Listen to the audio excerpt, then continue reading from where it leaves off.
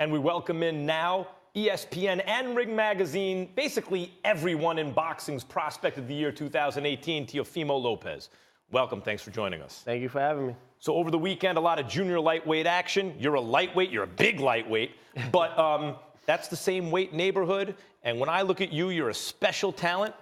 Gervonta Davis is a special talent who applies his skills as you do aggressively. What were your thoughts of his first-round knockout win? I didn't watch the fight, actually, but I did see the highlights on social media. And it was just, you could tell the difference of the fight. But this guy was a last-minute replacement. Abner Mares, I think he would have gave him Gervonta Davis a better fight. But he went out and did what he had to do. Now, you're a prospect. I mean, you won USBA, NABF titles, and those have always been in boxing regional titles, North American, United States titles, regional titles that are springboards to world titles. And yet, you do not yet have a world title, so people are still talking about you like a prospect contender. Gervonta Davis, as I said, reminds me of your level of talent. Not only fast, twitchy, and he hits hard, but he applies his skills aggressively and he's responsible defensively. When you look at Gervonta Davis, do you see a guy, that guy's like me? He and I may have a big fight one day. I think everybody wants to see that type of fight, you know? Two fighters that are powerful, strong, quick. But is he like me? No, absolutely not.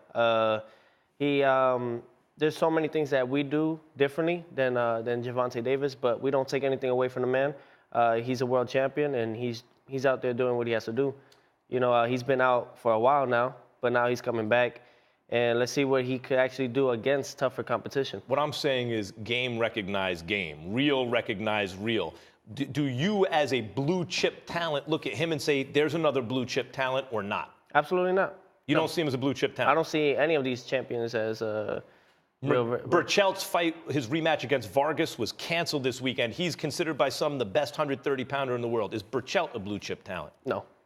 No. No. Tevin Farmer, a very slick boxer, not a lot of power, but he's won a belt. He's made title defense. What about Tevin Farmer, 130-pounder? These guys are all, they've paved the way, you know, don't get me wrong, but there are so many flaws that these fighters do have. You know, like what? And Tevin Farmer is a fighter that does a lot of defense but doesn't do offense along with it. It takes him a while before that, you know? Okay. Heisman night. Yeah. You're in the ring with Mason Menard. Mm-hmm. You knock him out sensationally. Then what happens? Me and Carl Moretti, we talked from Top Rank, and we pulled out the jersey, Kyler Murray jersey, and we did the Heisman Trophy. Why'd you do the pose.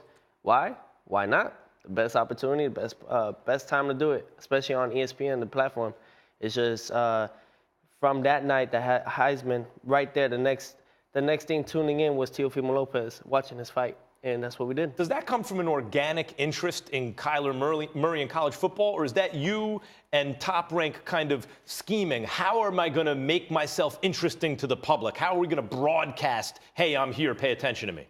Well, what we do is, like, I gave him those ideas. I gave Top Rank the idea. I gave those things, doing the Fortnite dances and stuff like that, the celebrations. It all comes along with it. You have to be different, and you have to sell yourself. So with the Heisman pose and everything, it came out just the way it did, perfectly, you know? So in other words, as an extension of your personality, you want to put on a show. It's a level of showmanship. That's what it's all about. It's about entertaining the fans and the fight fans all around. The Fortnite dances, we're trying to bring gamers and young kids to even start now wanting to box, if anything, and tune in to more boxing also on top of that, watching Teofimo Lopez and all these other great fighters that are out there. Okay, now everyone had a lot of fun with the Menard celebration, but then in your next fight against Magdaleno on our air very recently, you scored a sensational knockout against a guy who's hard to do that against.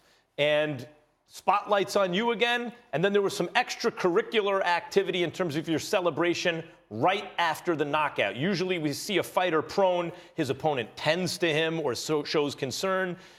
You made a different kind of gesture. First, what is it that you did? Well, look, I always give respect to all the fighters after the fight is over and everything. And once we know that we won the fight, it was just the heat of the moment. You know, I did something on top of my celebration. Usually I always finish with my backflip. And I did something a little extra due to the heat of the moment. What was the extra? What was it? People say home run. People say a shovel. Things like that. What do you say? I say whatever we could say it's a home run. Why did you do it? Why? Due to reasons of personal reasons. I mentioned him on the air last week. He insulted, you felt your Honduran heritage. Yeah. What did he say? How was that brought to your attention? A guy named Ernesto Amador, he interviewed Diego Magdaleno, and he actually was laughing during the time that Magdaleno said what he said. He said that the Hondurans are no good in soccer or boxing, and that he's going to prove to everybody when it comes down to fighting Teofimo Lopez and things like that, and just degrading a country that's already that doesn't really have hope like that. You know, Teofimo Lopez is trying to help and bring out, you know, a name for Honduras and the Hondurans. So you felt it crossed some kind of personal line? Absolutely. My parents were upset. They actually woke me up in the middle of the night in my sleep, and they were just showing me the video. Usually I don't go into those things, but seeing them that they were upset and everything, that turned out to be a different type of a personal. Now, I mentioned on that broadcast, and others have since mentioned right away, hey, we don't like that. That seems unsportsmanlike. And you said right after the fight, look, now more people are paying attention to me. And I said, that may be, and you may make more money that way, but I just still don't think that's a good excuse to behave that way. What's your feeling about that now? I'm not here to be the bad guy. No, absolutely not. You know, if you actually look back at it in the fight, after everything, when they were about to raise my hand, we went and we hugged. You know, I mean, his team still wanted to fight us and things like that. But when it's all said and done, I'm always going to be a sportsman type of fighter. I'm always going to respect the fighter afterwards. But things, it was a heat of the moment. Things were said. I never crossed that line when it comes to talking smack. I'll talk smack to a fighter, but I'll never cross the line of talking about family.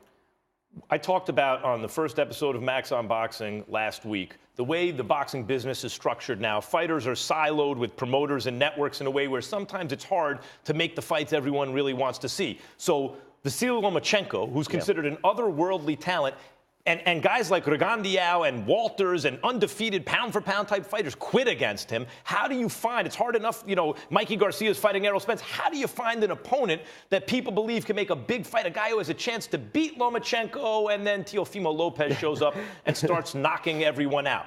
Yeah. What do you think about an eventual fight with Lomachenko? Do you want one? How soon? If it happens, it happens. Listen, what we're looking forward to is the world titles. Who has a world title right now? Lomachenko has a world title.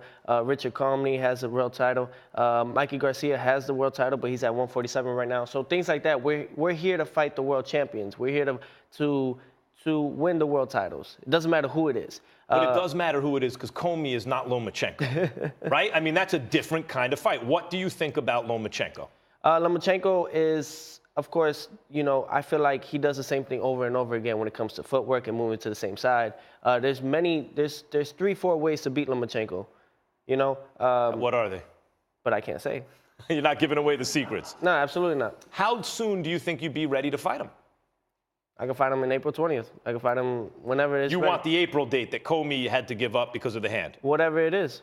We don't, listen, at the end of the day, there's no reason to wait a time frame or anything. If you're a true champion, and in order for me to say that I am the best, you have to beat the best, right? Obviously. And I don't see, to be honest, I don't fear no man besides God. I don't respect no man besides my father. So it's all said and done. Who is Lomachenko to me? You're a big 135-pounder. And he's small 135-pounder. How much longer can you stay at the weight class? You mentioned April. If the year lapses and you haven't gotten a Lomachenko fight, can you stay at 135? I'm not going to wait for him. I'm not going to wait for him. I told everybody this is my last year at 135. But there's already talks about it. We still have to build a name. They still want to make a bigger fight. That fight could be possibly on pay-per-view, you know, and things like that. So they saying down maybe in the end of 2019 or the beginning of 2020. Jose Ramirez had a great fight with Zepeda. He won a close, tough fight. Did you see it? What do you think of Ramirez in the event that you do move up to 140 in the next year? Jose Ramirez, he's a tough fighter, tough Mexican. He throws a lot of punches. He keeps coming forward. You know, I think he showed a lot of flaws on Saturday night when he fought, what's his name? Zepeda. And I didn't get to see the fight. My father was actually over there. It was on Sunday. Mm-hmm. And My father said it would look horrible.